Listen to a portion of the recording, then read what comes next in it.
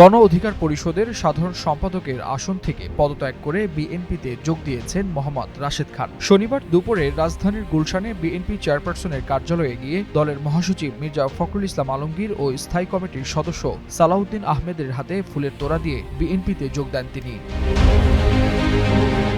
এর আগে গণ অধিকার পরিষদের সভাপতি নুরুল হক নূরের কাছে পদত্যাগপত্র জমা দেন রাশেদ খান। আগামী ত্রয়োদশ জাতীয় সংসদ নির্বাচনে জয়লাভের কৌশল হিসেবে রাশেদ বিএনপির ধানের শীষ প্রতীক নিয়ে ঝিনাইদহ ৪ আসন থেকে নির্বাচন করবেন। এজন্য তিনি গণ অধিকার পরিষদ থেকে পদত্যাগ করেছেন।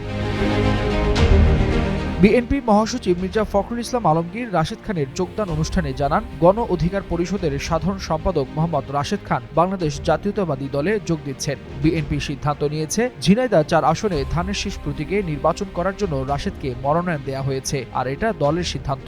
একই সাথে ঝিনাইদহ ৪ আসনে সকল নেতাকর্মীকে সর্বশক্তি দিয়ে কাজ করে রাশেদ খানকে বিজয়ী করতে আহ্বান জানানো হয় বিএনপির পক্ষ থেকে।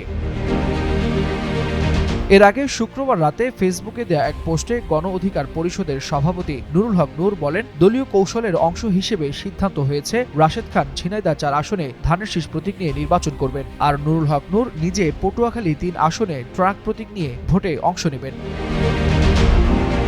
ওয়ালিউল হাসানাত, যুগান্তর নিউজ।